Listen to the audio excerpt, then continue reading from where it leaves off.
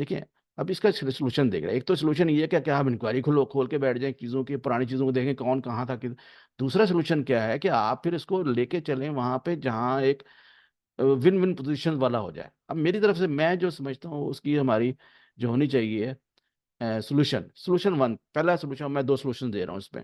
पहला सोल्यूशन बड़ा सिंपल है कि हम एडजस्ट करें, रिकैलकुलेट करें पेंशन और retirement benefit for all retire employ in accordance with the CA employees pay pension travelling daily allowance 2014, जो 2015 के पहला हमारे एडमिन ऑर्डर में है कि हम फिर दोबारा हर चीज़ को देखें। पुराने लोगों की हम जो 14 के बाद जितनी जब जो पे इंक्रीजेस होती रहेंगी उसके हिसाब से उनको हम दें। 14 से पहले, 23 जून से पहले जितने रिटायरीज उनको फिर वो हम उनको रिवीजन दें। प्लस उसके बाद जितने लोग रिटायर हो रहे हैं हुए हैं उसके बाद उनको फिर जो देनी है आपने इंक्रीजेस, रिकैलकुलेट करें सबकी। अब सारे बेनिफिट्स भी, सारी कंप्यूटेशन सब रिकैलकुलेट होगी सबकी। एक तो ये। दूसरा सोल्यूशन ये है कि अब इसको अगर बंद करना चाह रहे हैं, इसको मैं क्या इसको सेटल करना चाहते हैं और एक रिस्पेक्टफुल वे में करना चाहते हैं, तो बड़ा पंडोरा बहुत ही खोलना चाहते हैं, मेरा फिर सोल्यूशन टू है उसके लिए, जिसमें दोनों के लिए एक विन विन पोजीशन आती है। अच्छा, इसमें क्या है, इसमें सबसे बात ये कि let address the specification for different groups of a pensioners, group form duty the anomalies should be considered into one, adopting the best possible resolution solution in favour of the pensioner, जो recommendations भी हैं। Number one, पहला group, release all withheld yearly pension increases for pensioner who retired on or after 1 July 2014 up to 30 June 22 with arrears. पहला तो ये आप इस एक तो सेटल करें ग्रुप को आप। ठीक है, एक ग्रुप आपका सीधा हुआ, ये ग्रुप जाके मिल गया आपके ग्रुप जीरो से जीरो ग्रुप, मतलब जो 30 जून 2022 14 से पहले का। Group two, restore all seized pension increases from 2016 to 23 for pensioners who retired on or after 1 July 2022 up to June 2023. Additionally, recalculate their retirement benefit from the date of their retirement with arrears.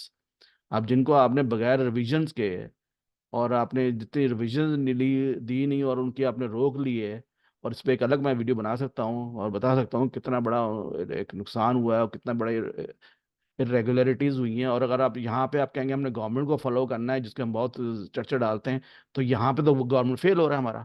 ठीक है, तो इसका मतलब ये है कि वो लोग जिनको दोबारा आप दोबारा उसी स्टेटस पे लेके जाइए जो 30 जून से 22 से पहले का, जो पे इंक्रीज से पहले पहले जो कुछ हो रहा है, जो ड्यू है 23 में, उससे पहले जितने रिटायर हो रहे हैं उनकी एक जैसी ट्रीटमेंट मिले। इसलिए मैं क्या, उसको जितने 5 रोके थी आपने, 5 बल्कि 6 बनती है, वो सबको रिलीज करें, उनके रिकैलकुलेट करें और उनको पेमेंट करें। ठीक है, अब आ जाए थर्ड ग्रुप।